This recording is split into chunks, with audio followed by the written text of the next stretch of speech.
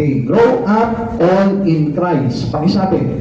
Grow up all in Christ. O sige, ito po muna yung gusto ko na makita niyo po muna dito. Sa title pa lang, huwag yung tatanggalin yung all. Kasi pag tinanggal niyo yung all dyan, ang ibig sabihin yan, hindi tayo lahat. Amen. Amen? Amen. So kailangan yan all. Lahat tayo. Amen. So huwag mo sasabihin, wala naman akong panawagan sa Lord eh. Wala naman akong gampanin sa Lord eh. Yun po yung kasinungalingan na kung saan inilalagay lang sa ating isipan, pero hindi yun ang katotohanan. Ito, sige, pag-aralan po natin. Grow up all in Christ. Lahat tayo kailangan lumago kay Kristo. God has a team assigned to bring us to ministry. Kaya tayo dinala po dito dahil ano sabi po sa atin ng Biblia? Para ihanda ang mga hinirang sa paglilingkod. Sino po ba yung mga hinirang? Yun lang po ba tinawag bilang pastor? Yun lang po ba tinawag bilang evangelista, mga propeta, apostol, guro? Hindi. Tayong lahat. Kaya nga sabi, all. Hinirang tayong lahat. The apostles and prophet through their writings. Tinawag sila para tayo rin po ibahagian nitong mga kanila mga sinulat para na sa ganun matutunan natin at balang araw tayo din po ay maging or sabihin po natin isang apostol o isang propeta. Ano ba? Evangelista, di ba? Evangelists teach us the value of soul winning. Sila naman yung nagpapakita sa atin kung gaano kahalaga yung pagliligtas ng kaluluwa. Pastors and teachers keep believers strong in faith. Kaya mahalaga itong mga tao na ito. Mahalaga itong mga pastor at teacher dahil sila yung nagpapanatili ng pananampalataya natin. Kaya labis na dapat tayo po lahat ay makinig po sa mga pastor at sa mga teacher sapagkat sila yung mag-enhance ng pananampalataya natin kapag tayo po ay pinanlalabigan sa pananampalataya. Amen. This perfect or matured the saint. Ito yung paraan para tayo po ay lumago. Para tayo po ay mailagay sa kalagayan na kung saan ay yung ganap na hinahanap sa atin ng ating Panginoon. Now, ang tanong po dito, why grow up all in Christ? Bakit kailangan po tayong lahat ay lumago? Napakalaga po niyan. God's purpose is to build up the body of Christ. Kaya nga po mayroong iglesia. At ito pong iglesia na ito, itong church na pinupuntahan nyo, kung manabang pa po sa kaunawaan natin, ito yung tinatawag na body of Christ. Kasi the church composed of different parts. Amen. Ito po ay pinag-uumpong-umpong ng mga kasukasuan ng iba't ibang parte ng katawan. Kaya nga po, huwag ka magtataka kung bakit nandito ka. Amen. Hindi ka ulugo, hindi ka tunal, hindi ka, ano pa ba, hindi ka an-an, hindi ka buti, kundi you are a part of the body. Amen. So, ibig sabihin, pwede ka maging kamay, pwede ka maging mata, pwede ka maging bibig, pwede ka maging tenga. Hindi tayo yung mga dead skin. Amen. Intindihan niyo po? So, kaya tayo tinawag ng Lord dito, hindi para maging dead skin ka. Alam niyo po ba yung mga dead skin? Ako, meron naman yan. Yan, katulad po ng mga ganyan, ano? Dead skin po yan. So, ibig sabihin, wala po itong kinalaman sa katawan. Amen? Diba? Meron pa po kayo, diba yung mga dito, yung sa tenga, yung mga, sino meron dito nun? Ang tawag dito? Yung sa kuntil. Diba? So, wala rin purpose yun. Ano po? Amen?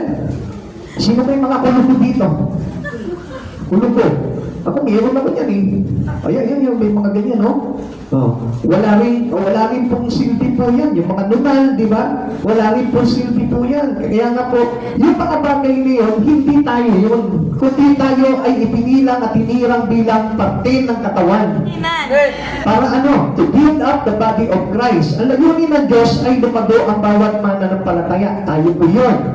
So, kaya dapat tayong lahat ay maihanda ng ating Panginoon para sa isang paglilingkod. Lagi natin tatandaan yun. Walang sino man na tinawag ng Panginoon, hinirang ng Panginoon, bilang mananampalataya niya, ang hindi kaanib sa paglilingkod. Tandaan po natin ito. Dahil ang hindi po natin naiintindihan, akala po natin, gusto at ganap na yung iyong pagsisimba lang. Alam po mga kapatid sa Panginoon, ang pagsisimba na hindi lumalago ay hindi magiging magiging ganap kay Hesus Kristo. Amen. Kaya nga kung nagsisimba tayo, ang dahilan po niyan para tayo'y lumago at para tayo'y maging ganap pagdating sa harapan ng ating Panginoong Hesus Kristo. At alam niyo po ba kung paano tayo magiging ganap? Kapag tayo ay naihanda na sa isang paglilingkod. Amen. Kaya kung tayo po ay mananatili lamang po na tagapagsimba, hindi tayo magiging ganap at hindi tayo magiging kagamit-gamit sa harapan ng Panginoon at hindi tayo magiging bahagi ng katawan ng ating Panginoong Hesus Kristo. Sino po dito may kamay? Pakitaas lang. Ilan yung kamay nyo? Isa lang po ba? Dalawa yung kamay ninyo. At alam niyo po ba na yung kamay na yan ay mayroon po purpose yan kung bakit meron ka yan? Sino po dito may kamay pero walang silbi? Ha? Wala ano? Lahat tayo may kamay pero lahat daw may silbi. Amen. Ako din ngayon, meron kang kinukot-kot dyan. O di ibig sabihin, nagagamit mo yung kamay mo. May hawak kang ballpen, nagsusulat ka, may hawak kang notebook, may hawak kang ng Biblia, nagagamit mo yung kamay mo. Kaya nga, ang sabi sa atin ng Panginoon, tayo'y inihanda sa upang tayo ay maging tagapaglingkod, upang tayo'y maging ganap. So sa madaling salita, tayo po ay hinirang ng Lord para maging kaisa ng kanyang katawan. At sa katawan na yon, siya yung ulo. At kapag ang Diyos ang ulo, si Jesucristo ang ulo, kailangan tayo ay sumusunod sa Kanya. Tama po ba yun? Meron po ba dito na ang kamay pinasunod yung utak niya? Meron po ba? Yung mata pinasunod yung utak niya? Yung paa pinasunod yung utak niya? Hindi po ba ang nagpapasunod sa atin ang iyong ulo? Amen. Amen. Sino po ba yung nagsasabi sa kanyang kamay na hawakan mo ito? Si paa ba? Si ilong ba? Hindi. At parang namamangha na agad kayo. Umpisa pa lang. Yun yung katotohanan na gusto kong ipaliwanag sa inyo. Kaya tayo nandito ngayon because we have a head. Amen. And the head of our church is no other than but Jesus. And we must follow the command of God into every one of us. Because we are a part of Christ Jesus. That's why we need to obey Him. Amen. Siya yung utak, siya yung ulo. At siya yung kailangan na magpasunod sa atin, hindi yung sarili natin. Amen. Now, who is to do the work of the ministry? Sino po ba yung mga dapat na gumawa nitong mga ministeryo na ito? Eh, tingnan po natin yan. All believers should be. Lahat tayo mananampalataya, kailangan tayo'y gumawa. Kailangan tayo'y merong mga ministeryo na ginagampanan sa Panginoon. Kaya nga lang, ang problema dito, kung halimbawa, ang pag-church lang ay hindi mo magawa, malaki ang problema mo. Sapagkat halimbawa, ganito po yan. Kung ang isang mananampalataya ay hindi niya magawa na mag-church, papaano halimbawa sa isang literal na katawan, kung may kamay nga ako, hindi ko naman mahawakan halimbawa ang mic na ito, anong silbi ng kamay ko? Kung may kamay nga ako, pero hindi ko naman mahawakan ang baso para makainom ako, anong silbi ng aking kamay? It is the same with a person, with a Christian, who cannot o hindi niya magawa man lang magsimba. So sa madaling salita, ang laki ng problema nun. May paa ka pero hindi mo maihakbang. May mata ka pero hindi ka makakita. May bibig ka pero hindi mo mapagsalita. Meron kang ilong pero wala kang pang-amoy. Meron kang tenga pero wala kang panglinig. It is useless. We need to be functionable with regards on our calling with God. Kaya nga, ang bawat isa sa atin ay may panawagan sa Panginoon. Kaya nga, we must search what calling we have from the Lord. Naintindihan po natin? Lahat tayo ay may panawagan sa Panginoon. At yung panawagan na yun, yun yung kailangan na ma-enhance ng todo sa atin. And we must grow according to our ministry so that we build up the body of Christ para maitatag natin at mapalago natin ang katawan ng ating Panginoong Jesucristo. At mga kapatid sa Panginoon, i-break mo na yung okay na, nakapagsimba na naman ako eh. Okay na, nakarinig na naman ako ng salita ng Diyos eh. Okay na, nakapag-pray naman ako eh. I-break mo sa sarili mo yun dahil tayo lahat ay mayroong ginagampanan talaga sa ating Panginoon and supposed to be a Christian with without ministry is a dying Christian. Amen. He cannot grow up. Hindi siya nalago. Kaya nga mga kapatid sa Panginoon, subukan mo yung iyong braso, yung iyong kamay, huwag mong igalaw. Isang araw makikita mo, hindi mo na pakikinabangan yung kamay mo. Amen. Yung mata mo, lagi mo nalang ipikit. Isang araw, yung mata mong yan, maaapektuhan yan. Kaya din po tayo bilang mga mananampalataya ng ating Panginoong Jesucristo. Amen. That's why, to be a part of His body, we need to do our works in our ministry, in the ministry of Christ Jesus. Sabi po ng Efeso chapter 4 verse 12, ginawa niya ito upang ihanda sa paglilingkod ang lahat ng mga hinirang upang maging matatag ang katawan ni Kristo. Ulitin po natin mga kapatid sa Panginoon, ginawa niya ito upang ihanda sa paglilingkod ang lahat ng mga hinirang upang maging matatag ang katawan ni Kristo. Ngayon mga kapatid sa Panginoon, hinirang ka ba ng Diyos? Amen. Sino dito nagpunta sa oras nito pero hindi siya hinirang ng Diyos? Pag tinaas mo yung kamay mo at sinabi mo, hindi ako hinirang ng Diyos. So, ibig sabihin niya, hindi mo ibinabahagi yung sarili mo sa Panginoon. Wala kang kaugnayan kay Jesucristo. Kaya nga lahat tayo tinawag ng Panginoon sa isang bagay na kung saan ang layunin ng Panginoon ay hirangin tayo para tayo maging tagapaglingkod kay Jesucristo. Malaki ang gapanin po natin sa Panginoon. At huwag po tayo mabulagan sa mga bagay ngayon dahil lahat tayo na narito ngayon, ang purpose ng Lord sa iyo ay magamit niya para tayo po ay maging kaisa sa pagtatatag ng kanyang iglesia. Sa pagtatatag ng katawan ng ating Panginoong Jesucristo. The saints is to do the works of the ministry. We are the same because we are the believer of Christ Jesus. Hindi po yung mga santo na nakikita nyo nakatayo dyan doon sa bayan doon. Hindi yun yung mga santo. Tayo yung mga santo. Tayo yung mga nananampalataya kay Jesucristo. Tayo yung mga marunong mag-pray. Tayo yung marunong tumawag sa Diyos. Tayo yung mga nag-worship sa Lord. Tayo yung mga nag-aakay. Tayo yung mga nag-share ng mga mabuting balita sa Panginoon. Kaya tayo yung tinatawag ng mga saint. Amen. Amen. Amen. Tingnan nyo ang sabi dito. Saint are those who have been born again. Ipinanganak na muli kay Kristo. Tayo yung mga saint na yun dahil ipinanganak ka kay Kristo. Kaya ka nga nag-church eh. Kaya nga mayroong desire na makinig ng salita ng Diyos because ikaw ay born again. At ang isang born again, tamad mag-church yan. Ang isang born again, tamad mag-pray yan. Ang isang born again, hindi po tamad yan sa mga bagay sa Panginoon. Sorry, mali po yung kanilang sinabi ko, ano? Ang mga born again, kailangan masipag yan sa pag-pray. Ang mga born again, kailangan masipag yan sa pagsisimba. Ang mga born again, kailangan masipag yan sa paggawa sa Panginoon. Hindi tinatamad. All believers have to do the works of the ministry. Are you a believer of Christ Jesus? Lahat po tayo na nandito, kaya tayo nakikinig ng salita ng Diyos dahil nananampalataya tayo kay Jesucristo. Kaya kapag ang isang tao walang pananampalataya sa Diyos, baliwala sa kanya ang Diyos.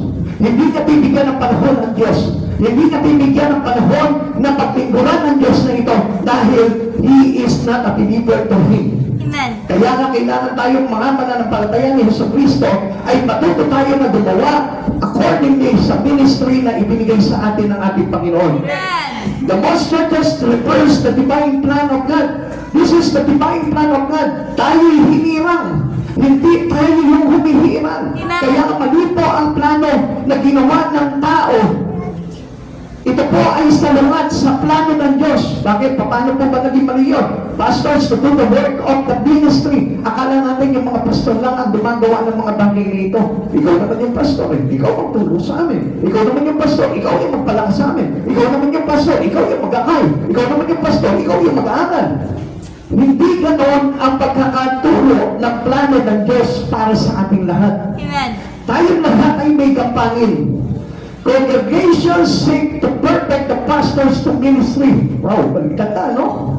Nagkaroon na po tayo ng backward plan na tinatawag. Dahil ang nangyayari po dito, kayong mga kongregasyon, ang nagpapalakas, ang nagtuturo, ang nagko-command sa pastor. Which is wrong. Amen. Amen? Intindihin niyo mabuti. Bakit? Kasi every time na pinagkakatiwala nyo sa pastor ang gawain, ibig sabihin yan, yung pastor lang ang umaangat. Amen. Yung pastor lang ang nag-grow. Amen. Yung pastor lang ang lumanangin pagdating sa mga bagay sa Panginoon. Amen. Kaya kung mapapansin natin, ang pastor lalo lumalago. Lalo pong nagiging matatag sa pananampalataya sa Panginoon. While the member of the church is still there. Gano'n lang. Ang bagal ng paglago. Bakit? Kasi nga, he's out of the ministry from Christ Jesus.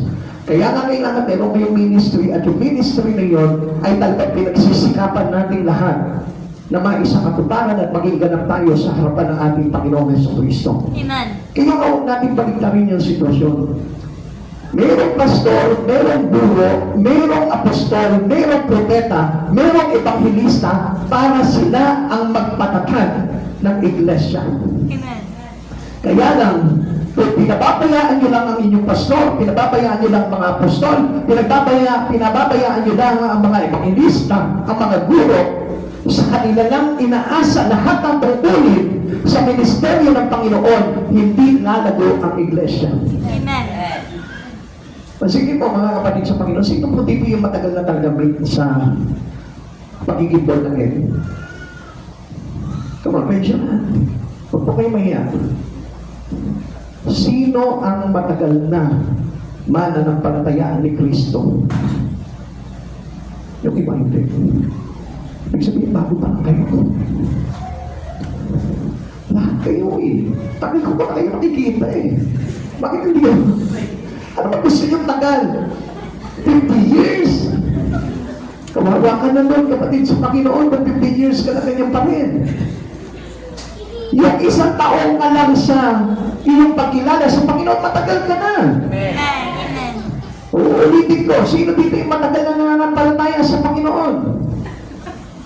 Yung iba sasabihin nila, pare ko, halimbawa kahapon ka lang nakakilala sa Panginoon, bago ka na. Pero kung halimbawa tatlong ka na sa Panginoon, matagal na yun. Amen. Amen. Amen. Amen. Ngayon, ang tanong dito, mayroon ka na ba ministry? Involved ka na ba sa katawan ng ating Panginoon? Kaya kanya-kanya na tayo libangan ng sarili, ano? Sabi ko nga sa inyo, sa tamaan o hindi, tanggapin. Dahil kung gusto ko talaga na maging ganap para sa isang hinirang ng ating Panginoon, kailangan tanggapin mo lahat ng bagay na ito. Amen. Ang isang hinirang ng Panginoon, ang isang mananampalataya ng ating Panginoong Jesucristo, hindi na nasusunod yung sarili niya. Ang Diyos na nasusunod sa Kanya. Amen. Kaya nga, every command of God will be heard by any one of us. Lahat tayo kailangan marinig natin kung ano yung kinukumand sa ng Lord. Amen. At dapat na malaman po natin, na alam natin dapat kung ano yung bagay na sinasabi sa iyo ng Panginoon at pinagagawa sa iyo ng Panginoon. Kaya nga, makalimitan, makikita mo. Ang alam lang nilang gawin, mag-church lang. Amen. Palagi ko, hindi na kayo mauuli magsimba ng Wednesday dito. Ha? Kaya tayo nagsisimba ng Wednesday, ng meeting service, para tayo po ay igisa na ng todo ng Panginoon sa kanyang aral. Amen. Para na sa ganon, tayo po ay matutong kumain ng mga matitigas na pagkain. Amen. Amen? Amen. Kasi hindi tayo lalago kung laging lugaw lang ang kinakain natin. Amen. Amen? Amen. Ang lugaw, pinapakain lang yan sa mga bata at sa mga may sakit. Hindi ba pwedeng araw-araw lugaw ang kainin mo, nakakapanlambot ng tuhod yan. Kaya makikita mo, karaniwan sa mga Kristiyano, lugaw ang kinakain. Bakit? Kasi malalambot ang tuhod. Pero sa mga tatagal magtuhod ko, naglalaro pa ako ng basketball, hindi yun ang ibig ko sabihin.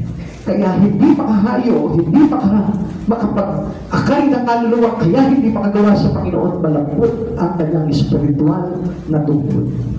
Amen. Amen. Kaya pa ba? Amen. That is the divine plan of God into us. What is the result of this backward present plan? Ano po ang resulta po dito? The church moved at a snail pace. Ano po ang pangyayari po dito? Kabagal ang usad ng iglesia. At sino po ba yung mabagal? Ito church natin? No, this is not the church that telling to us by this word. Amen. Hindi ito yung sinasabi ng church. Tayo, ikaw na nananampalataya sa Panginoon, nagiging mabagal ang iyong paglago, nagiging mabagal yung iyong pananampalataya, nagiging mabagal yung iyong pagkilala sa Panginoon. Members miss the blessings of ministry, and every ministry has a blessing, and number one blessing of the ministry is your salvation. Amen. Having God in you, because you have a ministry from the Lord, that was a blessing. Amen. Amen. Isa kasi yung iba, alam nyo, hindi lumalago sa Panginoon. At kaya ang alam nyo lang ang blessing, yung blessing financially, yung blessing materially, yung blessing na prosperity, yun lang yung alam niyang blessing sa kanyang paglilingkod sa Panginoon. Pero ang hindi niya alam, yung tayo'y ma-involve sa ministry ng Panginoon, ang ibig sabihin niyan is the best blessings that we have in our life because we have Jesus. We have our Savior. And so, tayo po ay may kaligtasan dahil nasa atin ang ating tagapagligtas. At yun yung pinakamagandang blessing. Yung ma-involve yung buhay mo kay Kristo, kapag ikaw na-involve sa ministry, ang ibig sabihin nun, involve ang buhay mo kay Kristo. Amen. When the body is not busy, it creates busy bodies. Kaya hindi nyo napapansin. Kaya ang isang tao, kapag ka na-busy na sa ibang bagay, ano mangyayari? Lagi nang busy. Amen. Come on, open your eyes para makita niyo itong bagay na ito. Yung mga laging busy, pagdating sa mga bagay na walang kinalaman sa Panginoon, makikita mo, laging busy. Hindi na nagkaroon ng pagkakataon. O kapag tingin po kayo dito, gusto ko kayo makaay to ay. Kapag ang isang tao, mananampalataya ni Jesucristo ay naging busy, makikita mo yan, laging busy yan. Walang pagkakataon na hindi busy yan. Alam niyo kung bakit? Kasi nga, para tayong mga suso, para tayong mga snail, dahil ang bagal po natin pagdating sa paggawa sa Panginoon. Amen. Kaya ang ginagawa ng kaaway, because of this backward present plan, ang nangyayari po sa atin, mayroon tayo pinagkakatiwalaan na supposed to be na tayo dapat ang gumagawa at hindi sila. Amen. Kaya tayo nagiging snail, kaya tayo nagiging mabagal pagdating sa Panginoon Jesucristo ay sa karahilanan. Alam niyo kung bakit? Kasi hindi na maumayang natin yung supposed to be na magiging paraan ng ating paglago sa iba natin inilalaan. Amen. Amen. Amen. Amen. Kaya nga dapat kapag halimbawa mayroong plano sa iyo ang Diyos, alam niyo po yan mga kapatid sa Panginoon, if God has a plan for you, alam mo dapat yan. At paano mo malalaman yan? Yung mga tipong, parang gusto ko sa kanila sumama sa umayo pa. Parang gusto ko sumama sa kanila sa Bible study. Parang gusto ko makiisa sa kanila sa intercessory. Parang gusto ko na magtatag ng isang Bible study sa bahay namin. Yun ang ibig sabihin po noon. Ibig sabihin yan, it is the command of God. Yun yung plano ng Diyos sa buhay mo. Kaya lang, binabackward natin yung plano ng Diyos sa buhay natin. Hindi pare, meron naman kami mga kasista doon na nagutayo po sa akin. Sabihin ko na lang sa kanila. Amen? Amen. Wala nang amen. Amen. Hindi kayo lalagot pagka hindi kayo umayon. Ang pag-ayon natin ay papapakita na, Lord, ako ay ayon sa lahat ng sinasabi ko. Amen. Kaya amen na kayo. Sabi ko sa inyo, kahit natamaan o hindi, kailangan tanggapin. Amen. Totoo naman po yun eh. Sinasabi na sa iyo ng Panginoon, mag-Bible study ka dyan, pero ano gagawin mo? Sister, meron kasi gusto magpa-Bible study dito, baka naman ito pwede yung puntahan. Isa yung sinabi yun eh. So, ibig sabihin, ikaw yung pinaghigaan ng Panginoon, ikaw yung itinalaga ng Panginoon, ikaw yung hinirang ng Panginoon para mag-Bible study mo. Amen. Hindi yung pinapasa. Pastor, meron po nagpapa-Bible study po sa amin dito. Puntahan niyo po. Hello? Naiintindihan niyo po? Amen. Kahit pagbalik-balik-balik po natin yan, yan ang panawagan sa iyo ng Panginoon. Amen. Binibigyan ka ng ministeryo ng Panginoon, pero ikaw, pasa ka ng pasa. Amen? Amen. Para kang si LeBron James. Iti-triple na lang pinasa pa. Inalakdak na lang pinasa pa ulit. Kaya ang nangyari doon, hindi ka naka-score pagdating sa harapan ng Panginoon. Bakit? Tulong na pasa. Amen? Sabi ko sa katabi mo, huwag magpasa na pasa. Pero pagdating sa blessing, ayaw mag-share. Ayaw magpasa. Amen? Pagdating sa gawain, pagdating sa Panginoon, pasa ka ng pasa. Brother Dave, sa'yo na ito, puntahan mo ito, akain mo sila. Ikaw nga yung talagang, ikaw nga yung talagang pited doon eh. Kaya nga sa iyo, ipinahayag ng Panginoon yun. Kaya nga kadalasan, ang dami po dito magsasabi, Pastor, pwede po magpa-pray po sila. Bakit ikaw hindi ka na marunong mag-pray?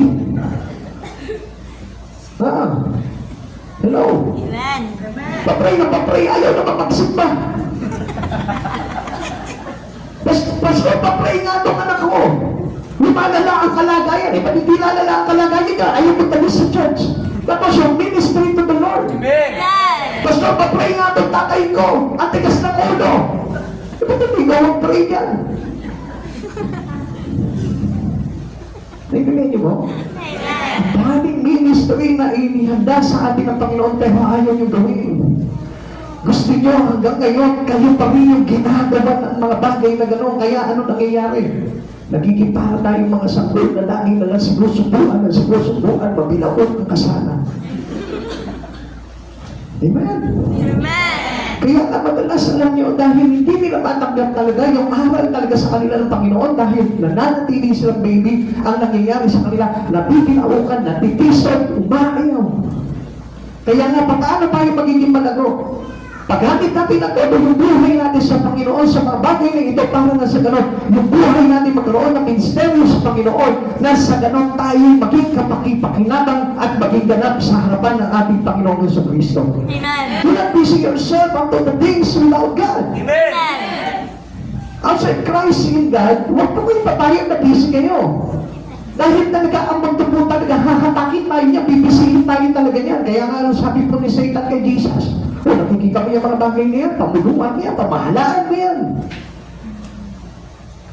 Ano ba ginawa po ni Satan kay Jesus? Inopera niya ng mga bagay-bagay sa mundo na ito. Para na sa ganon, mag-miss niya yung kanyang talagang plataforma o yung kanyang advokasya o yung kanyang tungkulin para sa Ama. Kaya nga kapatid sa Panginoon, dapat maintindihan mo ito if you are a believer of Christ Jesus. If you are really a born again to Jesus, dapat you must know this. Dahil aagawin talaga tayo ng kaaway para hindi mo magampanan yung tungkulin mo. Aagawin ka ng kaaway para mawala ka into the body of Christ. Pangalawa sa ganon, pilay din ang ministeryo. The God's grow-up plan, we must get back to the God's plan, all believers ministry. Lahat tayo. Lahat tayo, meron tayong kanya-kanyang mga tungkulin, meron tayong kanya-kanyang minister sa buhay natin. It's either yung pamilya mo, yung kapitbahay mo, dinadala mo yan, at isinasama mo, ibinibilang mo sa iglesia. Diba? Yung mga nagdagdag naman na ng palataya kay Kristo, idinadagdag sa bilang ng iglesia. Sabi po ng aklat ng Acts. Kaya mga kapatid sa Panginoon, ikaw mismo pagdagdag ka sa iglesia ng ating Panginoong Jesucristo. Sa 2 Timothy chapter 4 verse 2, ipangaral mo ang salita ng Diyos, pagsikapan mong gawin iyan, napapanahon man o hindi, himugin mo at pagsabihan ng mga tao at palakasin ang kanilang loob sa pamamagitan ng matyagang pagtuturo. Sino raw yung magtuturo? Hindi sinabi dyan yung pastor mo. Ang sinabi dyan, ikaw. Tayo yung mga mananampalataya. Ipangaral mo ang salita ng Diyos. Sino ang kausap po dito ni Pablo? Si Timoteo. Sino ang kausap ko ngayon? Kayo. Yan ang aking mga tinuturuan. Kaya nga, dapat hindi na yung tagapagturo ang gagawa ng pangangaral, kundi ang mga tinuturuan ay kailangan mangaral na rin. Napapanahon man o hindi, pagsikapan mong gawin iyan, napapanahon man o hindi, himugin mo at pagsabihan ng mga tao at palakasin ang kanilang loob sa pamamagitan ng matyagang pagtuturo. Kaya every one of us must teach. Lahat tayo. Pwede mo ba pakisabi mo sa katabi mo ngayon, kailangan magturo ka na. Kailangan magturo ka na. Alam mo, kapag hindi ka magtuturo, pag hindi mo sinalay ang sarili mo na magturo, isang araw ang ituturo mo, mali. Amen. Amen. Obligahan mo sa ministeryo ng Panginoon yung sarili mo na magturo para na sa ganon, hindi iba ang mag-obliga sa iyo para magturo. Ang mangyayari kasi dito, pag hindi ka na-obligahan ng Diyos, ng Panginoong Jesucristo na magturo ng kanyang mabuting balita, iba ang mag-oobliga sa iyo. Lahat ng bagay na tinatanggihan natin sa Panginoon, iba ang sasalo niyan. At iba rin ang sasalo sa iyo. If we disobey the command of God into you, sigurado ko iba ang susundin mo. Amen. Amen. Sabi ko nga sa iyo, tago pa riyan, kailangan maging malago tayo. Amen. Kasi kung hindi ka nahatak ni Jesus, iba ang hahatak sa iyo. Amen. Pag nahatak ka ni Jesus, hindi ka mahahatak ng iba. Amen. Kaya mga kapatid sa Panginoon, yung pagiging masipag natin sa ministeryo ng Panginoon, kailanman hindi maaagaw ng kaawayan. Amen. Amen. Amen. Kaya nakita niyo yung iba, kapag halimbawa na busy sa ibang bagay, ano nangyari sa kanya? Nahatak na siya, nawala na siya sa Panginoon. Amen. A little things that we can do into the Lord. Hindi na siya makapaggawa ng isang massive na gawain to glorify His God. Kaya mga kapatid sa Panginoon, kung gusto mo makagawa talaga ng mabigat na bagay para sa karangal ng Panginoon mo, kailangan have a great time to do this. Amen. Amen. Amen. Ikalawa, what is the work of the ministry? Ano po ba yung gawain po natin sa ministeryo ng Panginoon? So that, sabi ng verse 12, so that the body of Christ may be built up para tumatag, para lumaki, para lumakas. Ngayon, tignan mo yung katabi mo. Magdudulot ba ng kalakasan niya sa iglesia ng Panginoon Jesucristo? Kung halimbawa, wala kang ginagawa pagdating sa Panginoon, paano makakapagdulot yan ng kalakasan? Amen. Amen. Paano kung halimbawa ang isang tao na laging malata, na laging mahina, na laging nabubuwal, paano magbabahagi ng lakas yan sa kanyang kapwa? Ang layunin ng Panginoon ay ihanda tayo para itatag at maging matibay ang iglesia. Verse 12, ginawa niya ito upang ihanda sa paglilingkod ang lahat ng mga hinirang upang maging matatag ang katawan ni Kristo. Kapatid sa Panginoon, you are a member of this church.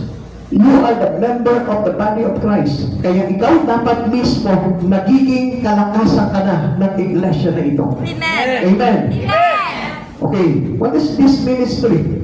What are those works in this ministry? The ministry is anything that builds up the body of Christ.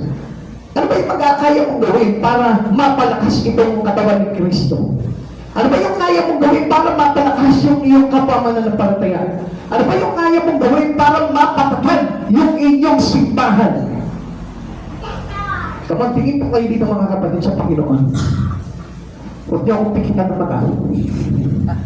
Sabihin mo sa katabi mo, huwag kang pipikit. Huwag kang pipikit. Ang mga pumipikit lang naiinggit.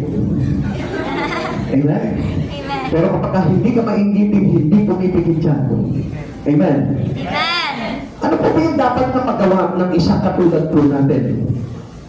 Kailangan tayo tagapagtatag ng katawan ng ating Panginoong Jesucristo. Amen. Ang ibig sabihin po dito, ikaw mismo pinalalakas mo yung katabi mo yan.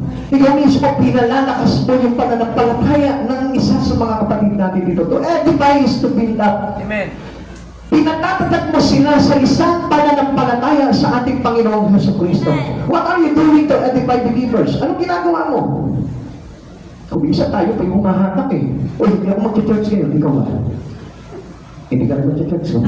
Alam ko, parehas tayo tinatamad eh. Yung ba yung pagpapatatag, hindi ba pagpapatatag yung pagbuhal? Amen? Amen. Kung oo nga pala, wala nakakita sa akin kung ito para sa iyo. May nagawa ako ganito. Dinaya ako yung isang kapatiran natin. Oh, ikaw din pala. Parehas tayo. So, hinihin na lang natin ito na dinaya natin siya. Nagkakaisa sa pagbagsak. Amen? Amen. So, ibig sabihin, we are not born again. Kasi ang dapat na nagtatatag ng isang iglesia ay yung katulad nating mananampalataya ni Kristo. Ikaw yung dapat na nag-lift up ng kanyang espiritu. Ikaw yung nagtatatag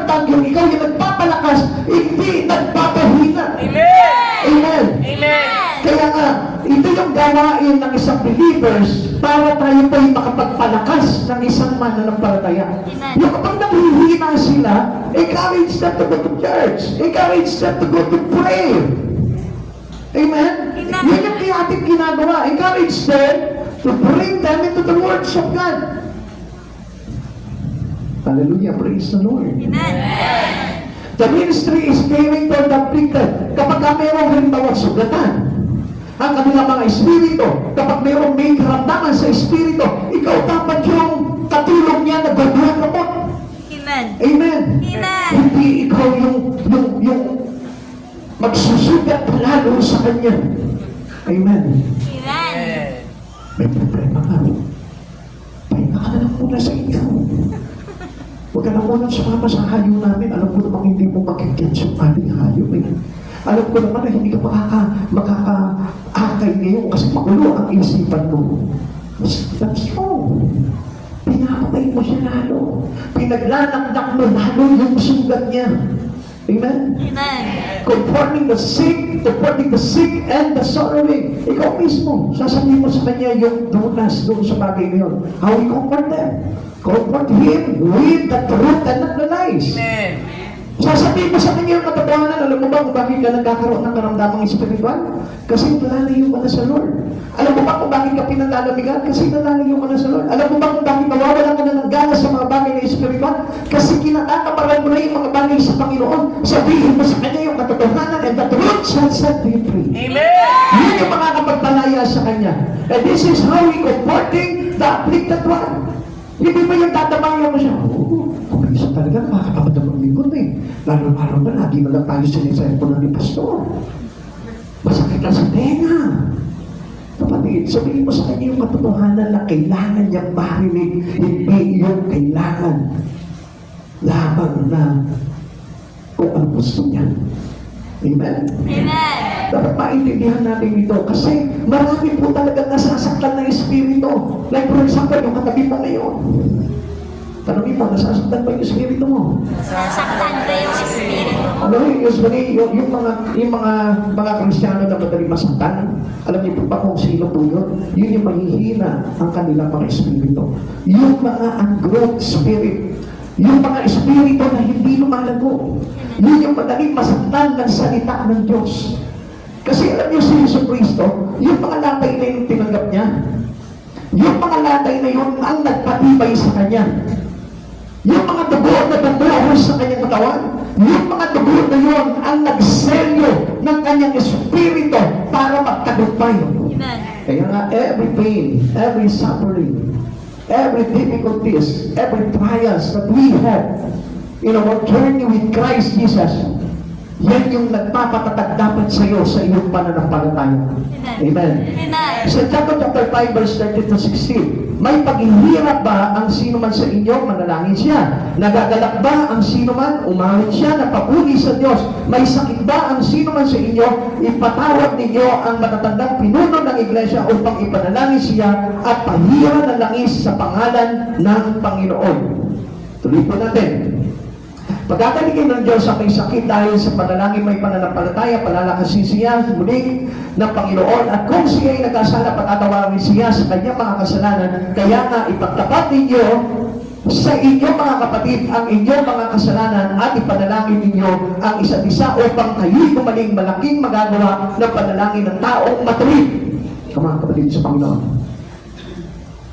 Ito po yung isang bagay na masakit para sa akin, para makita niyo lang ako. Meron po tayong isa, nakamana ng pagpapayaan sa Panginoon, na ikwento niya po sa akin. At gusto ko lang po ikwento po sa inyo dahil gusto ko maging example po sa inyo ito at para sa ganun, makita niyo kung ano yung dapat na response at maling response.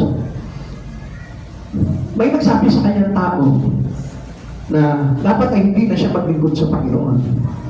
At ang ginawa nitong tao na ito, hindi ko alam kung i-detalye po sa inyo. Kasi ang sabi sa kanya nitong tao na ito, huwag na siya maglingkod sa Panginoon or else, ikakat kung ano man yung mga bagay. Alam niyo, instead na i-break niya yung salita ng diablo, na pumipigil sa kanya sa paglilingkod, pinakinggan niya. Kaya nawala siya sa paglilingkod. Come on, kapatid sa Panginoon, hindi dapat ganun ang maging response natin. What is our response to God is what is written into the book of James. Ano sabi niya dito? May paghihirap ba sino man sa inyo, manalangin siya. The first thing that we can do is to pray. Kailangan manalangin tayo na buong sikap. Hindi yung para ba nang babanggain natin yung kasagutan ko dito. Our response is better than the response that teaches to us by God. Nagagalak ba ang sino man sa inyo, umawit siya na papuri sa Diyos? Makakapagtulong po niya para lumakas yung atin. May sakit ba ang sino man sa inyo? Anong gagawin? Ipatawag ninyo ang matatandang pinuno ng iglesia upang ipanalangin kayo. Ano ba sabi dito? Pagkakalingin ng Diyos ang may sakit dahil sa panalangin may pananampalataya, panalangin siya muli ng Panginoon at kung siya ay nagkasala, patatawarin siya sa kanyang mga kasalanan. Kaya nga, tingnan niyo mga kapatid sa Panginoon. Minsan, alam niyo, binibigyan tayo ng solusyon ng Panginoon pero hindi natin sinusunod. Ano sinusunod natin? Yung labag sa solusyon na ibinibigay sa atin ng Lord. We contradict the given solutions for us by God. And the solutions of God is written here. Yung anong salita ng Panginoon na sinasabi sa iyo, tinuturo sa iyo, yun yung panghawakan mo dapat palagi sa buhay mo. Hindi yung mga maling bagay, hindi yung maling pagtugon sa problema. Pag may problema ka, mas lalo kang lumapit sa Panginoon. Pag may karamdaman ka, lalo kang lumapit sa Panginoon. Pag nahihirapan ka, mas higit na dapat na lumapit ka sa Panginoon para ipatawad sa iyo ng Panginoon kung ano man yung nagiging sanhi na bigat nitong iyong paghihirap. The ministry is caring for the physical needs of believers while distributing to the necessity of the saint. Even itong si Pablo, siya din po mismo, naging blessing siya doon sa mga tao sa paligid niya. Alam niyo kung bakit? Kasi alam ni Pablo kung ano yung dapat na gawin dito na pagtulong. Alam niyo kung minsan, alam niyo, tulong lang tayo ng tulong pero hindi naman natin na-enhance yung espiritu nila. Bigay tayo ng bigay pero hindi naman natin concern yung kanilang kaluluwa. Alam niyo mga kapatid sa Panginoon, if you give something that is necessity for them, dapat ang unang-una, the very necessity that we need, or the needs of every person or every Christian, is the necessity in his spirit. Amen. Yung pangangailangan niya sa espiritu. Hindi yung aabutan mo ng pera. Tapos hindi mo naman inabutan siya ng spiritual na bagay na makakapagpalakas at makakapagpalapit sa kanya sa Panginoon. Romans chapter 12 verse 20, tumulong kayo sa mga pangangailangan ng mga kapatid. Ibukas ninyo palagi ang inyong pinto sa mga taga-ibang lugar. Ano po ba ibig sabihin nito? It is all about the material things. It is all about the good. No, actually, ang tinuturo talaga dito, yung talagang totoong makakapagpalakas sa kanya. At alam niyo kung ano yun? Yung espiritu ng katotohanan mula kay Kristo. The words of God. At yun yung kailangan na hindi mawala sa isang tao dahil kapag ka hindi yun ang ibinigay mo sa tao, pakainin mo man yan, suplayan mo man yan financially, o kung anong kailangan yan, pagdating ng araw, wala pa rin sa Panginoon yan. Amen. Pag nakarecover yan sa kanyang mga problema, hindi pa rin lalapit sa Diyos yan. Sa palagay niyo ba, yan ang talagang tinuturo ni Pablo? Ang tinuturo ni Pablo dito, supply them with the spirit that they need from Jesus. Ang kailangan po dito yung spiritual needs. Amen. Kasi alam mo, bigyan pa man ang bigyan niya ng mga pangangailangan niya. Kung hindi mo mailapit kay Kristo yan, pagdating ng araw, isusumpa pa rin yan si Kristo Jesus. Kaya kasi Pablo, alam niyo ang binigay niya, yung tulong na spiritual, bago niya tulungan sa mga bagay-bagay sa kanyang buhay. Ikapat, ministry is caring for the spiritual needs of believers. Ministering to those overtaken by the fall. Kapag nakita nyo, halimbawa, nalalaglag, tulungan nyo sila makabangon. Tulungan nyo sila makabalik. Kapatid sa Panginoon, lahat tayo, bilang kaparte ng isang ministeryo, dapat may hangarin po tayo na makapagpanaulit ng isang nalalaglag sa pananampalataya kay Kristo. Kapag may nakikita ka na huhulog, kailangan sagipin mo sila ng buong pangaral ng salita ng Diyos. Hindi ka basta sasagipin mo, halika dito, umahon ka. Pero anong gagawin mo? hindi mo sisira ng salita ng Diyos, mahuhulog pa rin yun. Because there is power to revive a Christian who are filled with the words of God, by the words of God.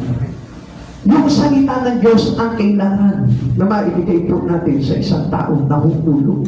Galatians chapter 6 verse 1, mga kapatid, kung may isa sa inyo na mahulog sa pagkakasala, kayong pinapatubayan ng Espiritu ang magtutuwid sa Kanya, subalit gawin niyo iyon ng mahinahon at mag-ingat kayo, baka kayo naman ang matukso. Amen. Amen. Alam nyo, kaya ang sinabi po dito ni Pablo na mag-ingat kayo, baka kayo naman ang mga tusok. Pag mali ang inyong paggamit ng tulong dito sa mga tao dito na nahulog. Kasi sabihin po natin na pwede ka maapektuhan ito. Dahil ang gusto talaga ni Pablo po dito na yung buong kapangyarihan ng Diyos ang gamitin mong pagtulong sa kanila, which is the Word of Christ Jesus. Amen. Everything was on the words of God. Ministering is encouraging one another. Sabi ng Hebrew chapter 10 verse 25, dalhin mo sa church. At huwag kaligtaan ang pagdalo sa mga pagtitipon gaya ng ginagawa ng ilan, kundi palakasin ang loob ng isa't isa, lalo na ngayon nakikita natin na lalapit na ang pagdating ng Panginoon. Kapatid, si Panginoon, hindi sagot sa problema ang hindi pag-church. Hindi sagot sa problema ang paglayo sa ministeryo. Hindi sagot sa problema ang pag-iwas sa Panginoong Jesucristo. Walang sagot sa ganong klaseng pamamaraan. Kundi ang dapat na maging sagot natin sa lahat ng mga pinagdaraanan natin sa buhay ay na kay Kristo. Ilapit ang buhay kay Kristo. Amen. And this is a great encounter for one another. Amen. Ministering is evangelizing. So alam niyo mga kapatid sa Panginoon, tayo hinirang ng Panginoon para na sa ganun, tayo po ay makaakay na mga kaluluwang wala pa sa Panginoon. Ngunit bibigyan ko kayo ng kapangyarihan pagbaba sa inyo ng Espiritu Santo at kayo'y magiging saksi ko sa Jerusalem, sa buong Judea at Samaria at hanggang sa dulo ng daigdig. Sino yung bibigyan? Mga mananampalataya. Sino yung mga mananampalataya? Pakitaas ang kamay. Lahat tayo mananampalataya ni Jesucristo. Kaya lahat, every one of us, tumanggap tayo ng banal na Espiritu Santo para tayo lahat ay maging saksi ng Panginoong Jesucristo. At ikatlo, what happened when we all do the works of the ministry? Ano mangyayari ngayon kapag lahat tayo, imagine this, people of God, pasingin mo, okay, tingin mo kayo dito, kung ikaw mismo gumagawa ka ng buong sikap sa ministeryo ng Diyos, ano kaya mangyayari sa church?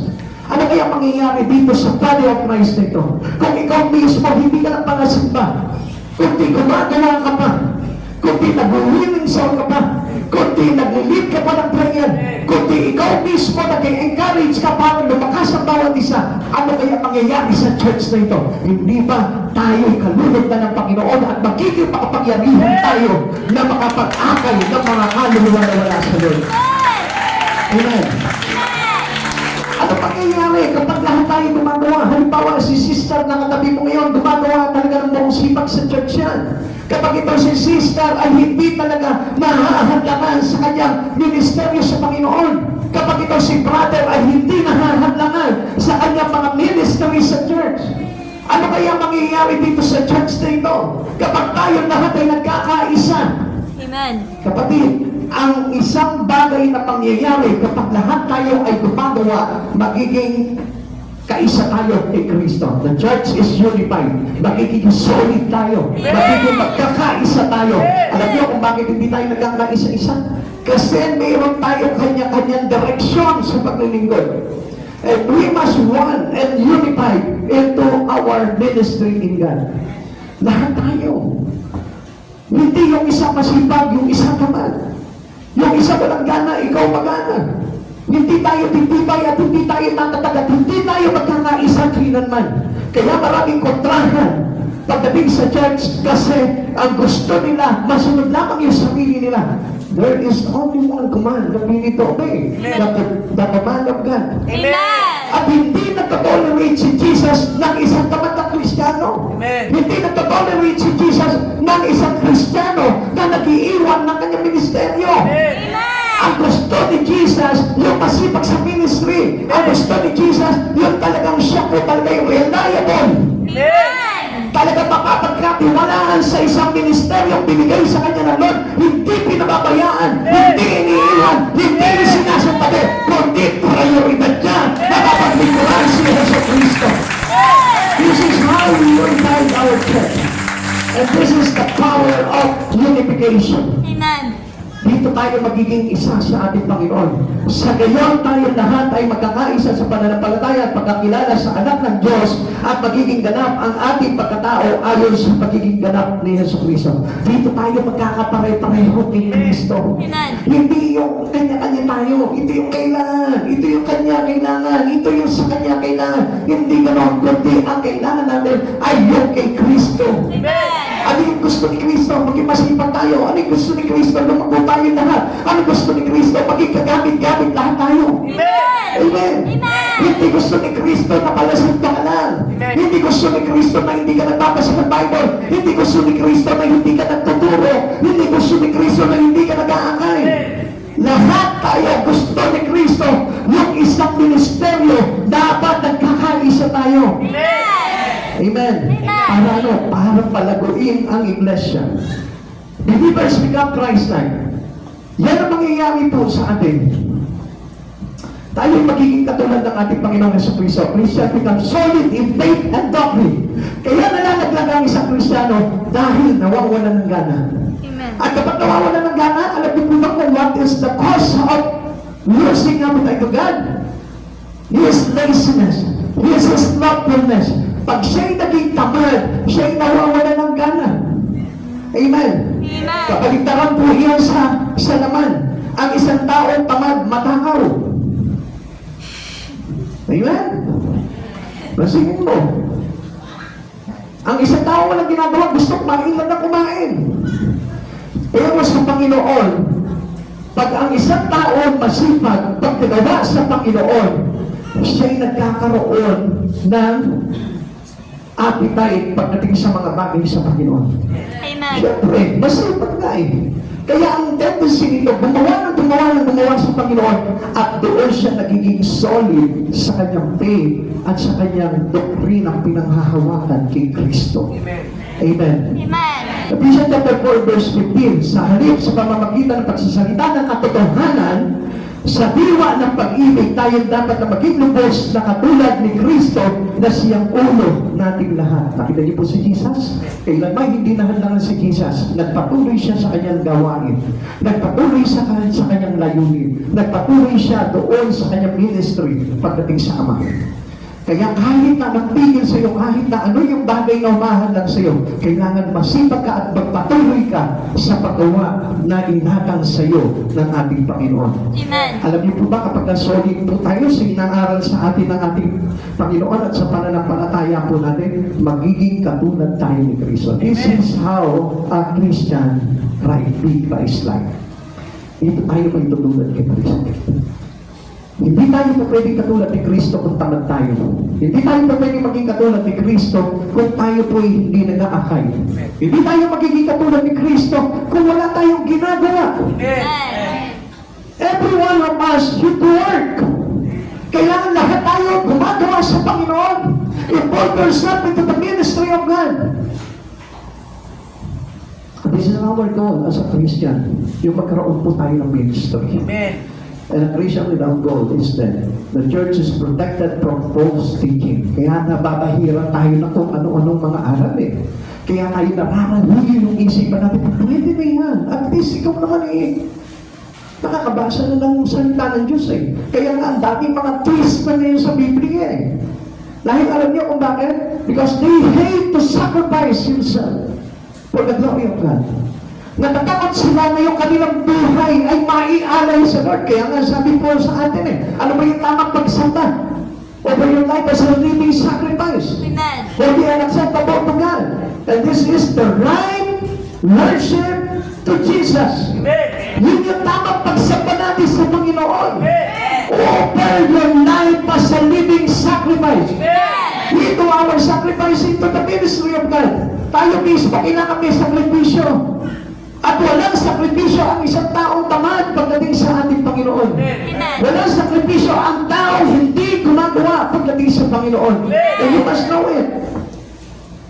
You should be open always into the truth in God. At yun po yung dapat na matutunan natin. Love flows through all preachings and teaching. Dapat nga po, alam nyo, hindi galit at sama ng loob. Yung umiiral po sa ating kapag tayo nakikinig ng mga pangaral at ng mga tinuturo sa atin. Malapay sa pamamagitan ng pagsasalita ng katotohanan sa diwa ng pag-ibig, magiging ganap tayo kay Kristo na siyang ulo. Dito tayo magiging ganap pagdating sa Panginoon. Kapatid sa Panginoon, anong balak mo? Bilang isang Kristiyano na nananampalataya kay Kristo, you must have a plan. And you must know it. That the plan for the Lord is very important things in Christian. Pag wala ka plano pagdating sa Panginoon, ang ibig sabihin niya, you are still not a believer to Christ Jesus. Every believer has a plan to do good things for the glory of God. Binigyan tayo ng kabutihan ng Diyos. Pinaranas tayo ng kabutihan ng Diyos. And at the same time, dapat tayo mismo magkaroon tayo ng plano para masakulian natin yung kabutihan ng Diyos. Ano po ba ang gusto ng isang Kristiyano katulad po natin? Yung tayo po ba ito tumanggap lamang na tumanggap ng kabutihan ng Diyos? Hindi po yun yung tinatawag na kalaguan kay Kristo. Amen. Hindi po yun yung grow up all in Christ. Yun po ay pagiging makasarili na gusto niya, siya lamang ang nagkakaroon. At ang Panginoong Hesus Kristo ay hindi nagiging pakinabang yung kanyang buhay. The church grows and is known for fellowship and love. Tignan niyo, sabi po ng verse 16, sa pamamagitan niya ay nabubuo ang katawan mula sa bahaging pinagugnay-ugnay ng kasukasuan at kung maayos na gumaganap ng tungkulin ng bawat bahagi, ang buong katawan ay lalaki at lalakas sa pamamagitan ng pag-ibig. Because you love the words, you love to obey God, you love the command of God in there. Amen. Kaya nagiging malakas ang bawat Kristiyano. Kaya nagiging malakas, matibay ang isang iglesia dahil po punong-puno ng pagkakaisa, punong-puno ng pag-ibig, punong-puno ng diwa na nagmumula kay Hesus Kristo. Amen. Sabihin mo sa katabi mo, hindi na ako magiging tamad. Hindi na ako magiging tamad. Huwag mo sasabihin minsan na lang, ang isang taong tamad kailanman hindi naging pagpapala sa Panginoon. Sapagkat ang balak po talaga ng Lord, kaya tayo hirang para sa ihanda sa isang paglilingkod. Mga kapatid sa Panginoon, you must know it all. Para tayo lahat ay maging kabilang kay Kristo, kailangan tayo lahat ay gumagawa. Hindi lamang sa gusto lang natin, kundi sa gusto ng Panginoon. Kaya nga ang isang hinirang ay inihahanda sa isang paglilingkod para patatagin ang iglesia, ang katawan ng ating Panginoon. Let us return to God's plan for this church. Balik na tayo doon. Huwag na yung plano mo lang, kundi yung plano ng Diyos talaga. Kasi tayo nagsaset ng plano natin eh. Hindi yung plano ng Diyos ang maset sa atin, kaya hindi nyo napapansin. Ikaw pa rin yung head na pagiging Kristiyano mo at hindi si Jesus. Jesus must be the head of the church. And we are the church at kailangan si Jesus yung ulo, siya yung nasusunod at hindi yung sarili natin. Let leaders perfect, the saints to serve. Dapat nga tayo lahat ay puro mga leader na. Kung matatagal na po tayo mga Kristiyano, dapat tayo po ay naglilid na at nagpapalago na ng bawat kapatid po natin sa panampalataya. A ministering church will reach its community for Christ. Inaabot po natin dapat dyan.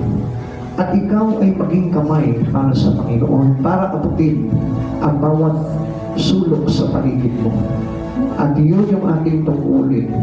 Ang isang taong malago, ang isang Kristiyanong malago, ginagawa na itong mga bagay na ito.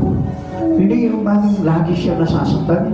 Alam mo kapatid, Nung araw, nung hindi ko pa alam talaga yung totoong paglilingkod sa Panginoon, lagi ako nasasaktan. Bakit? Kasi gusto ko i-insist yung sa sarili ko lang eh. Yung sa sarili gusto ko lang. Bakit hindi pa ba sapat itong ginagawa mo? Nag-church naman ako. Nag-share naman ako. Minsan nakala natin okay na yung sapat na yun. At ang hindi natin naiintindihan doon, sa atin lang yun. That is not the plan of God. It is a backward plan of the Christians today. At hindi pa tayo lalago kung gano'n lamang po yung ating plano.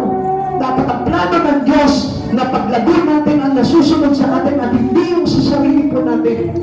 Sa pagkatandaan nyo, if our life won't be led by God, it will lead by others.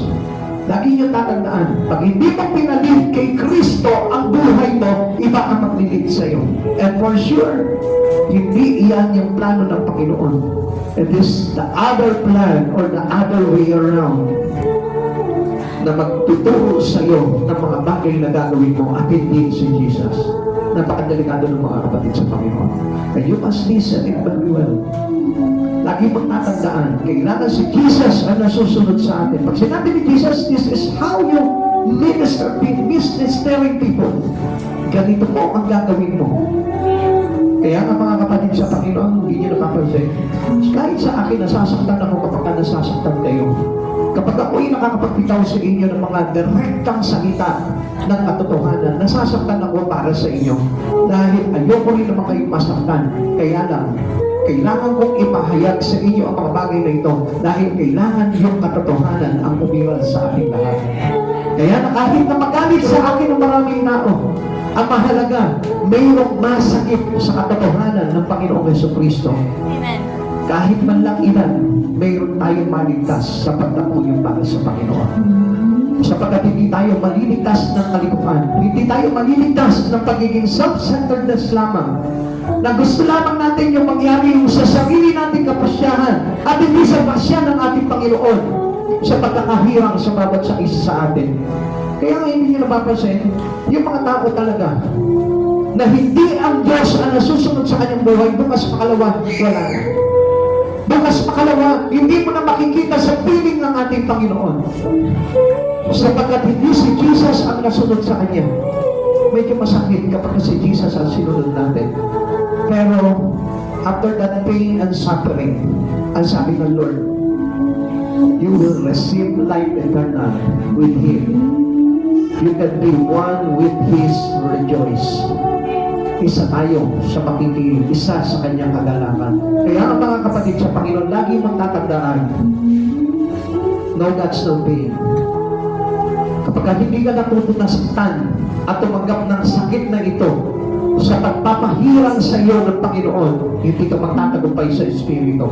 At lahat ng sakit na yun, kailangan i-overcome mo yun.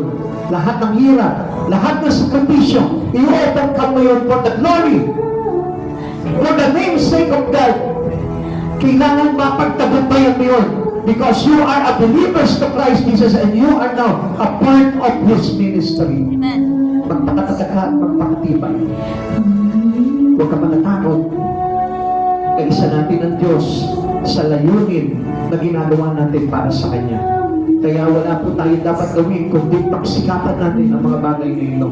Kapatid, mayroon pang pagkakataon, hindi pa huli ang lahat. Kung mali man yan naging start mo pagdating sa Panginoon, you may change it. Meron po tayong pag-asa na pahuling ang mga bagay na sitwasyon na ginagawa natin para sa sarili. At alam ng Diyos na kaya mong gawin yung bagay na yun. Dahil nandito ka pa eh. Kaya lahat naman po tayo talagang minsan nababahira po tayo ng kasinungalingan ng kaaway. Isang bagay lamang po yan, ipasakot mo yung buhay mo sa Panginoon at huwag sa sarili mo. Pag ang sarili mo ang nauna sa iyo, lahat balik. Sapagkat ang kailangan mauna sa atin is the leading of God, the leading of Jesus into your spiritual path. Lagi po natin tandaan. Tayo man lahat ay magsitayo.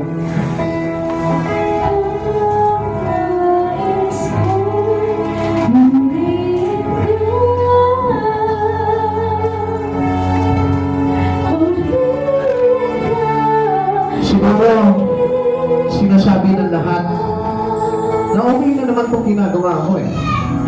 Okay okay na naman tong involvement ko with Christ. Ay, dahil umpisa pa lang to, mga kapatid sa Panginoon. Hindi pa po ito inganap na talagang panawagan sa atin ng Panginoon. Hanggat hindi nagiging kagamit-gamit ang buhay mo sa Panginoon, huwag kang umasa na ganap na ang iyong panawagan sa Lord. Sapagkat marami ang nag-iwan ng kanilang buhay, nag-iwan ng kanilang mga mahal sa buhay, nag-iwan ng mga tungkulong nila sa mundong ito for the glory of God, hindi pa rin naging sapat.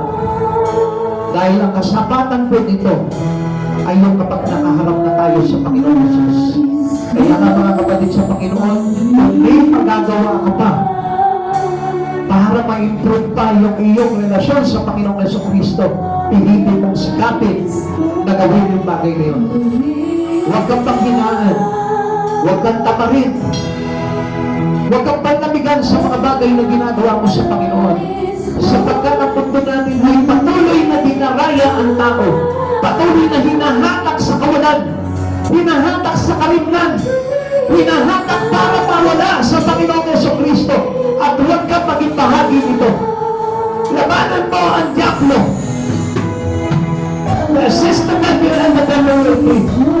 Huwag kang papayag na maging sunuran sa kaaway at ilayo ka sa pag-ibig ni Jesucristo. Kailangan na sa panahon na ito, mas lalong malapit ang buhay mo kay Jesucristo kaysa sa mundo ito. Kung ano open your eyes to the Lord, open your spirit to Him. Tignan mo kung ano yung bagay na yun na ipinakikita sa iyo ng Panginoon. Ang resulta na pagkikipasunurin sa mundo ay kapahamakan. Subalit ang resulta ng pagkikipasunurin ni Jesucristo ay ahari ng buhay na wala ng buwan. Pag-isipan mo mabuti, kapatid. Huwag ka maging bulag. Huwag ka maging patay sa Espiritu. Sapagkat ang katotohanan ay nakapaloob sa salita ng katotohanan ni Jesucristo at hindi sa kasinungalingan ng mundo ito. Let us join our hands to Jesus. Let us join our spirit to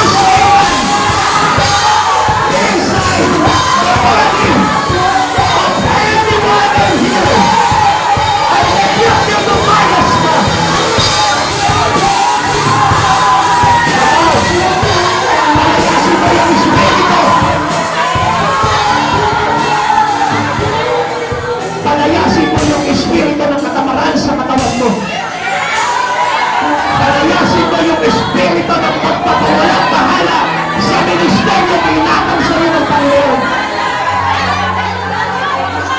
Palayasin mo yung espiritu ng paglaban, pagtangga sa salita ng katotohanan kay Kristo.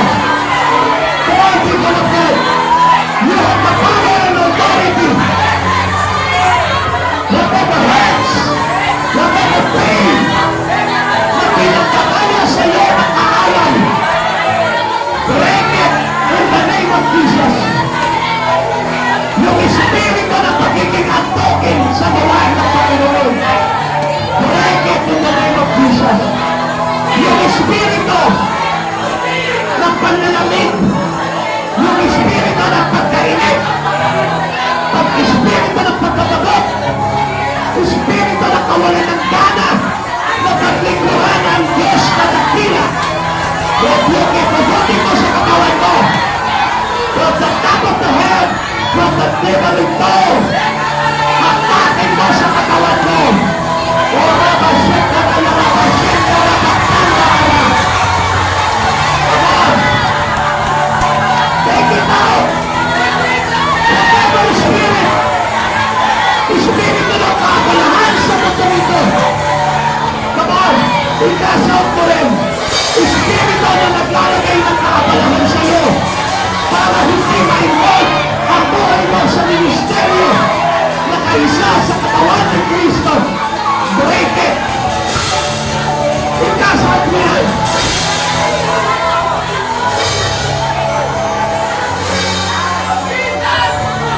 Espiritu ng kasinungalingan, espiritu ng karamdaman sa espiritual na pamumuhay. Cast out. Espiritu ng takot kalooban. Yung espiritu ng katulugan. Ang takot na mawalan ng trabaho, na mawala sa pag-aaral. Break it in the name of Jesus. Hindi ka papayanin sa Kristo. Hindi ka pababayaan ng Diyos. At hindi mangyayari na pawala ang trabaho mo. Pananakot lamang yan ng Diablo para hindi ma-involve ang buhay mo sa ministeryo ng Panginoong Jesucristo. Kung natatakot ka na mawalan ng pera, kung natatakot ka na mawalan ng pagkita, kung natatakot ka na hindi makatapos, pandaraya lamang ni Satan yan para hindi ma-involve ng todo ang buhay mo sa Panginoong Jesucristo. Ang sabi ng Diablo sa taong ito, sa sandali na maglingkod ka diyan kay Jesucristo, hindi kita susuportahan financially.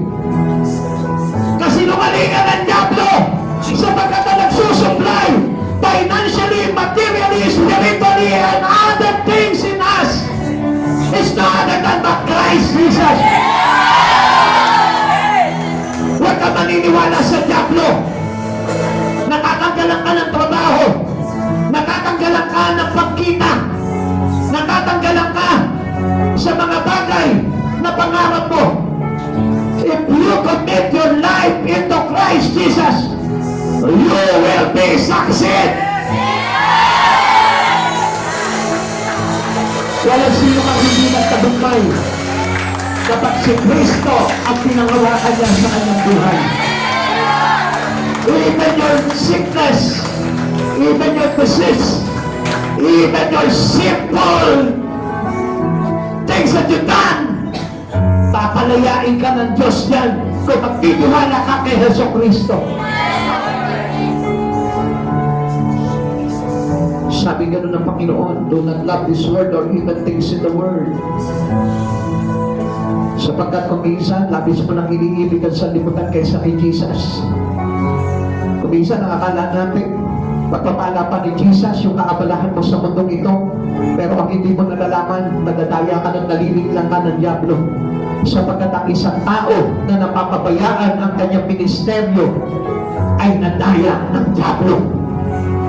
Sapagkat kailanman ang isang tao na talagang active kay Jesucristo kailanman hindi nagpapaya sa panawagan ng Panginoon upang ihanda siya sa paglilingkod kay Kristo.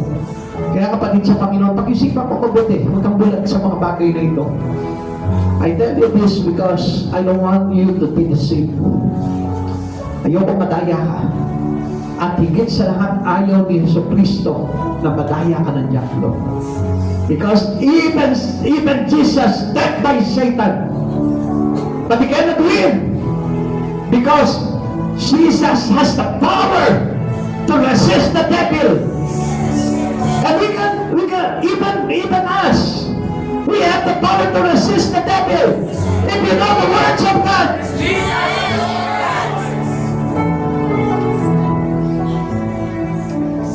Makinig ka lang, sumunod ka lang, at isang araw makikita mo, breakthrough ka, makakalaya ka.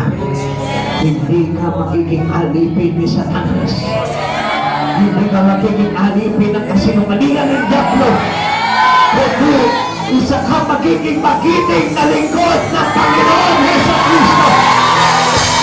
To go your life into the ministry of God. To go your life into the body of Christ. To go. And the ministry of Christ Jesus. We are grateful because we have this offer of God into every one of us. No, opera pa ng Lord ng isang tungkulin sa Kanya. Hindi Kanya binibitawan, hindi Kanya pinapabayaan. Alam niyo, mga kapatid sa Panginoon, hindi naman po ang Diyos ang bumibitiw sa atin eh. Tayo mismo. Kasi alam niyo kung bakit? Kaya tayo nawawala sa Panginoon. Kasi kinakagat natin yung kasinungalingan ng kaaway. This is only a attempt of Satan into you. And do not trust this lie of Satan. Trust in the Lord with all your heart. Not lean on unto the knowledge or unto the things that whispering to you by Satan. Huwag ka makikinig doon. Sinungaling nga, pakikinggan natin. Makinig ka sa nagsasabi ng katotohanan, which is Christ Jesus. Kailan may hindi ka mapapahamak. At sa oras na ito, kapatid sa Panginoon, walang nasayang na buhay na ibinigay kay Jesucristo. Tandaan mo yan. Simula pagkabata, walang napapagita na ang taong tapat sa Diyos, ang Diyos ay nagpabaya at ang kanyang anak ay naging hampas lupa. Minsan, natatakot ka pag-church. Pag-church ka lang, natatakot ka na. Natatakot ka na iwanan yung trabaho mo. Dahil mag-church ka. Paano ka pagpapalain ng Lord ng buhay na walang hanggan? Huwag ka matatakot doon. Pag-church, nasa iyo yung control eh.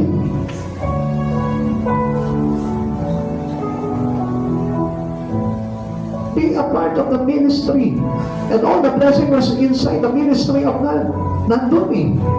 At hindi nyo lamang po makita yung mga bagay na yan eh. Kasi patuloy tayo na tuwan-tuwa sa order ni Satan eh. Na nagpapalayo naman sa iyo sa Panginoon. At naglalayo sa iyo para mawala ka sa ministeryo. Tandaan nyo, walang hinirang ang Diyos na hindi kabilang sa katawan ng ating Panginoong Jesucristo. Every one of us should be one of the ministry in Christ Jesus. Kaya mga kapatid sa Panginoon, listen up to the truth and not to the lie of this word. Masarap na gawin yung mga bagay na yan. Masarap ang trabaho sa mundong ito. Basta ang naglilid sa iyo ay si Jesucristo at hindi si Satanas. Tandaan mo, leading ng Panginoon, papunta sa Kanya, palapit sa Kanya at hindi palayo. Pag palayo, hindi kay Kristo yun. Lagi mong tandaan yan. We cannot be pleased by our own way. Kailangan yung way ni Jesus ang maganap sa buhay natin. Huwag natin ipilit yung way natin. Hindi tayo lalago. Kaya nga lagi natin pinipilit yung sarili natin. Bakit? Because of unbroken spirit. Ngayon, paitulutan mo si Jesucristo na malaig sa buhay mo. Makita mo, mabilis na uusad yung espiritu mo at mabilis mo mauunawaan yung plano ng Diyos para sa iyo. Salamat sa Panginoon sapagkat ang katotohanan ay lagi pumapainlan lang pa rin po sa buhay ng bawat isa sa atin. Tayo pa lahat manalangin sa Panginoon. Ama namin Diyos, nagpapasalamat po kami sa lahat ng bagay na ito, Lord. Sapagkat tinuhukay po kami sa katotohanan at binuksan mo ang aming isipan sa kasinungalingan ng Diablo upang hindi po kami tuluyang mahulog dito. Panginoon, hangad ko, Panginoon, na magliwanag ang isipan ng bawat isa na narito ngayon, O God. Even those people, even our brothers and sisters in this church, O God.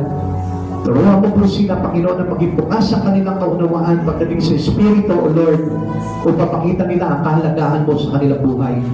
Panginoon, aanin namin ang kayamanan ng mundo. Kung ang kapalit naman ito, Panginoon, yung kaluluwa namin, Panginoon, ay ma-impyerno. Panginoon, aanin namin ang kasikatan.